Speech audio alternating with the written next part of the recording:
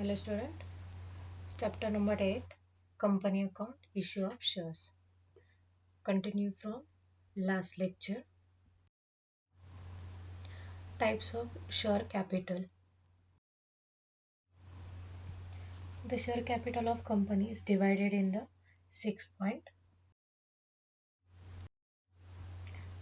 First is authorized capital. The capital which is started in the capital. Memorandum of association is stated as authorized capital. This is the maximum limit of capital to be raised by the company during its lifetime. Such a limit is fixed by the company after estimated of the maximum capital requirement. As per section 94 of the Company Act 1956 by altering capital clause in the memorandum, authorized capital can be altered. It is shown in the balance sheet as its face value. ज्या वेळेला कंपनीची आपण नोंदणी करतो त्यावेळेला जो नोंदणी अधिकारी असतो त्याच्याकडे ज्या वेळेला आपण डॉक्युमेंट सादर करतो त्या डॉक्युमेंटवर आपण किती कॅपिटल त्या ठिकाणी यूज करणार आहोत किंवा किती कॅपिटल इंट्रोड्यूस करणार आहोत हे आपण त्या ठिकाणी मेन्शन करत असतो आणि जे कॅपिटल आपण त्या ठिकाणी मेन्शन करतो त्याला ऑथराइज कॅपिटल असं म्हटलं जातं. त्यावेळेला त्या कॅपिटलमध्ये आपण किती रक्कम इंट्रोड्यूस करणार हे त्यामध्ये तो जे बिझनेस आहे त्या बिझनेससाठी किंवा त्याची कंपनी आहे त्यामध्ये फ्युचरमध्ये किती त्याची गरज आहे किंवा फ्युचरमध्ये त्याची किती आवश्यकता आहे हे विचारात घेऊन त्यानंतर ती निश्चित केलेली असते. या कॅपिटलला नॉमिनल कॅपिटल असं देखील म्हटलं जातं किंवा रजिस्टर्ड कॅपिटल असं देखील आपण म्हणत असतो. The authorized capital can be increased or decreased by adopting the prescribed legal procedure. Then second one is issued capital. Generally a company need not issue all the authorized capital at once. And issued capital means that portion of authorized capital which is issued by the company. It includes the nominal value of share issued by the company to the public for cash or bonus shares, promotes of the company and vendors from other than cash. Issued capital म्हणजे त्या कंपनीचा असा shares असतो की जो पब्लिकसाठी subscribe करण्यासाठी किंवा त्यांना सेल करण्यासाठी त्या ठिकाणी उपलब्ध केलेला असतो. जर त्या कंपनीने जे ऑथराइज असलेले जे शेअर्स आहेत हे जर त्या ठिकाणी सेल केले असतील किंवा इश्यू करण्यासाठी त्या ठिकाणी ऑथराइज कॅपिटल हे इक्वल आहे असं समजलं जातं. जनरली ज्या ठिकाणी कॅपिटल इश्यू केलं जातं त्यावेळेला कंपनीसाठी आवश्यक असणारं किंवा त्याची आवश्यकता ही पूर्ण करण्यासाठी जेवढे कॅपिटलची आवश्यकता आहे तेवढे किंवा त्या मानाने किंवा त्या संख्येने त्या ठिकाणचे शेअर्स हे इश्यू करण्यात येतात. पण ऑथराइज शेअर कॅपिटल जे आहे त्यामधील जो पार्ट किंवा जो भाग आपण पब्लिकसाठी इश्यू करत नाही त्याला अनइश्यूड कॅपिटल असं देखील आपण म्हणत असतो. Next one is subscribed capital. It is that part of issued share capital which is subscribed by the public, that applied by the public and also allotted by the company. It also includes the face value of share issued by the company for consideration other than cash. जे capital आपण विक्रीसाठी काढतोय किंवा issue करतोय त्या कॅपिटलकडून पब्लिककडून आपल्याला किती applications आलेले असतात किंवा पब्लिककडून आपल्याला किती त्याला प्रत्यक्ष परचेस करण्यासाठी किंवा खरेदी केली जाते त्याला त्या कॅपिटलला आपण सबस्क्राइब कॅपिटल असं देखील म्हणत असतो. त्यानंतर जे त्या ठिकाणी सेल करण्यासाठी किंवा विक्रीस काढलेले जे काही पूर्णपणे कॅपिटल आहे ते सेल झाल्यानंतर त्यामधील इश्यू कॅपिटल जे आहे हे इतकेच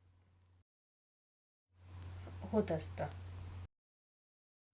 सबस्क्राईब कॅपिटलमधील जो पार्ट आपला त्या ठिकाणी इश्यू झालेला नसतोय त्याला अनसबस्क्राईब कॅपिटल असं देखील आपण म्हणत असतो.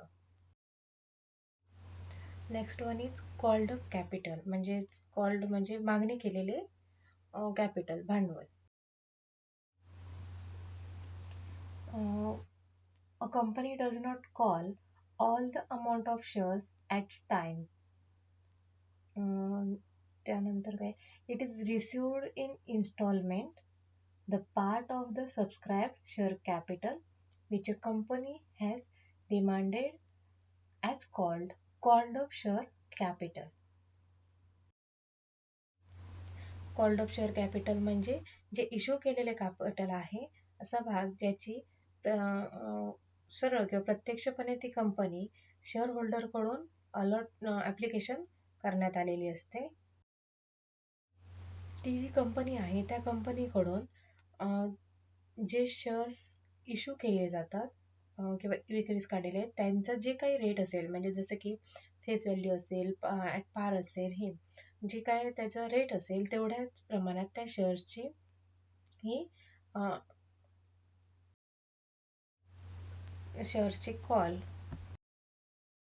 किंवा कॉल्ड अप केलेले जे कॅपिटल आहे तेवढं हे सेल करण्यासाठी किंवा विक्रीस झालेल्या भांडवला इतके असूही शकते किंवा त्यापेक्षा थोडंसं कमी देखील असू शकतं. मात्र जे सेल झालेलं कॅपिटल आहे त्यापेक्षा जास्त असणार नाही हे मात्र निश्चित असतं.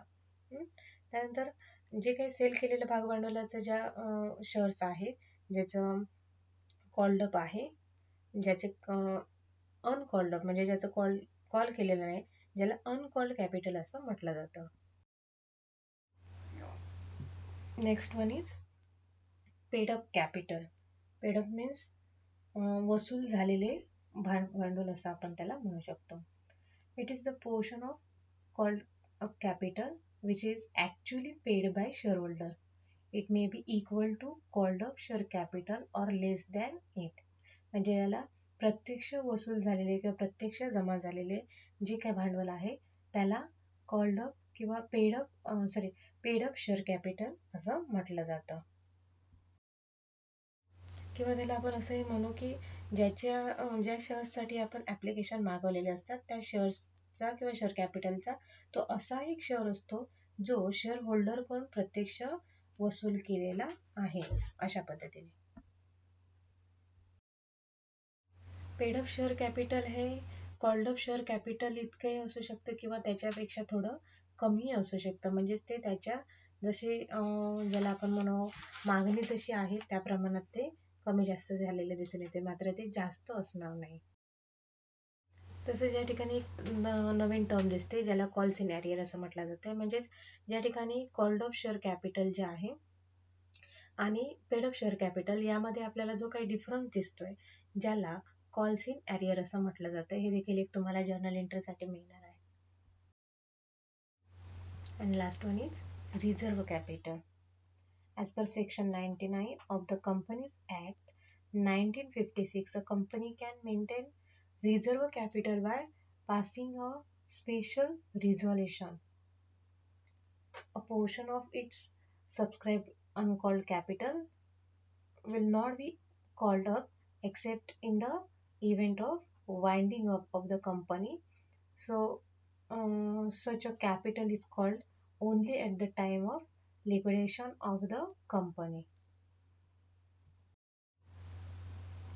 जे रिझर्व्ह कॅपिटल आहे जे सेल करण्यासाठी काढलेले जे कॅपिटल म्हणजे सबस्क्राईब कॅपिटल आहे त्याचा एक भाग आहे ज्याचं त्या ठिकाणी कॉल्ड अप म्हणजेच मागणी केलेली नाही आहे किंवा करण्यात आलेली नाही आहे. म्हणजे आपण काय म्हणतोय रिझर्व्ह कॅपिटल. म्हणजे फ्युचरमध्ये जर आपण विचार करायला गेलो तर फ्युचरमध्ये ती जी कंपनी आहे त्या कंपनी जेव्हा थांबणार आहे किंवा वाइंडिंग अप होणार आहे त्यावेळेला त्याच वेळेला किंवा त्याच प्रसंगी आपण ते कॉल्ड अप करू शकतो. Next one is treatment of share capital in balance sheet. Balance शीटमध्ये शेअर कॅपिटलची ट्रीटमेंट आपण कशा पद्धतीने करतोय त्याचे एक एक्झाम्पल या ठिकाणी दिलेलं आहे. एका कंपनीचं एक्झाम्पल आहे. आता डायरेक्टली आपण त्याचं सोल्युशन सांगितलंय, पण फॉर्मॅट वाईज आपण बघूया. In the books of regular आपण लिहितोय, ज्यामध्ये इन दी बुक्स ऑफ सुरुवातीला पाहिजे हे तुम्हाला माहितीच आहे. त्यानंतर बॅलन्स शीट, त्या ठिकाणी बॅलन्स शीट दाखवली जाते म्हणून इन दी बुक्स ऑफच्या नंतर बॅलन्स शीट आहे. ॲज ऑन जे काही डेट असेल ते, लायबिलिटीज अमाऊंट, असेट्स अमाऊंट, हा फॉर्मॅट तुमच्याकडे आहेच. त्यानंतर फर्स्ट यामध्ये असणारा सिक्वेन्स हा मात्र चेंज होणार नाही. फर्स्ट ॲथोराइज कॅपिटल, जसं की सुरुवातीला आपल्याला मिळालेलं आहे. ॲथोराइज कॅपिटल किती आहे, कधी करतो आपण, ज्या वेळेला आपण ती कंपनी कुठली आपल्याला इस्टॅब्लिश करायची असते, स्थापन करायची असते, त्यावेळेला त्या ठिकाणी आपण ॲथोराइज कॅपिटल किती आहे याचं रेकॉर्ड करत असतो किंवा ते मेन्शन करत असतो. ते जे ॲथोराइज कॅपिटल या ठिकाणी दाखवलं जाते, ते ॲथोराइज किती आहे ते. त्यानंतर second issued capital. Next subscribe capital, जे आहे तेवढं. जर ते नंबर ऑफ जर दिलेलं असेल शेअर्स, तर इंटू त्याचा जो काय आहे तो रेट, जसं की या ठिकाणी 100 दिसतोय. त्यानंतर कॉल्ड अप कॅपिटल, त्यानंतर पेड अप कॅपिटल. हे ॲज अ कॅपिटल आहे ते सगळे कसे कॅशमध्ये आहेत, आणि म्हणून अदर साईडला कॅश ॲट बँक आपल्याला देखील दिसते, आणि या पद्धतीने बॅलन्स शीट टॅली झालेलं आहे.